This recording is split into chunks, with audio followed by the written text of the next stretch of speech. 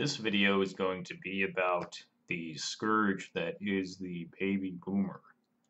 Anyone who has been active in politics knows that talking to a baby boomer about what's going on in the modern day can be one of the most frustrating experiences you can possibly endure. The issue with the boomers is that they grew up during an unprecedented era of prosperity. They are the only modern generation to take great things from their parents and pass on to their children a lower standard of living. Typically, each new generation has a higher standard of living than their parents. Well, this time it's not necessarily so. It's the other way around, which we haven't seen. No one alive today has seen anything like this. I'm sure it has happened in the past after certain horrific wars or during times of the plague or famine in the Middle Ages.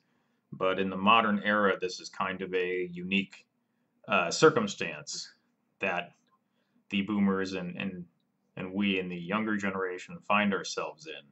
We have no way to relate to them, and anytime that you speak to a boomer, you are probably going to be on the receiving end of some kind of uh, self-righteous diatribe about how you're just not working hard enough, you're just lazy.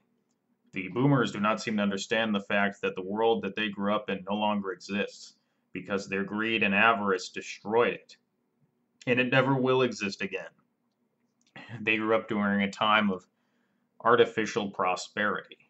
Everything about the time that they grew up in the 50s, 60s, and 70s was propped up by government, and it was absolutely not natural. They were very lucky in that regard. They got to have very, very good economy, artificially low standards for success. You could be a high school graduate working at McDonald's and buy a new car, for Christ's sakes.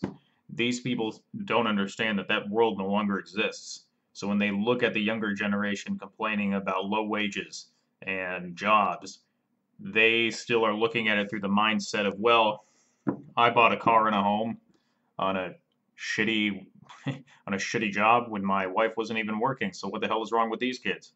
Well, they don't understand that inflation is huge. You know, they like to come and say, "Oh, well, I made $3 an hour back in the day flipping burgers, and look how well I did." Well, sure, adjust that for 2017 dollars.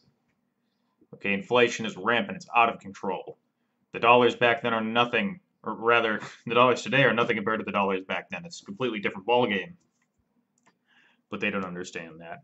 And the problem with the boomer, the worst part of this, I know I'm just speaking to the choir here.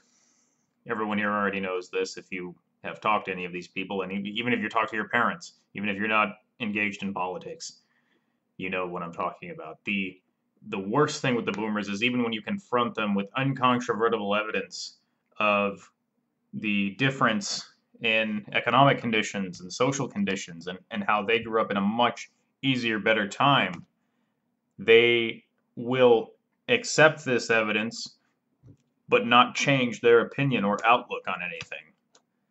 They don't care about the facts. They want to bathe in their ignorance and their arrogance and their false sense of superiority, and that's good enough for them. They'll never give that up.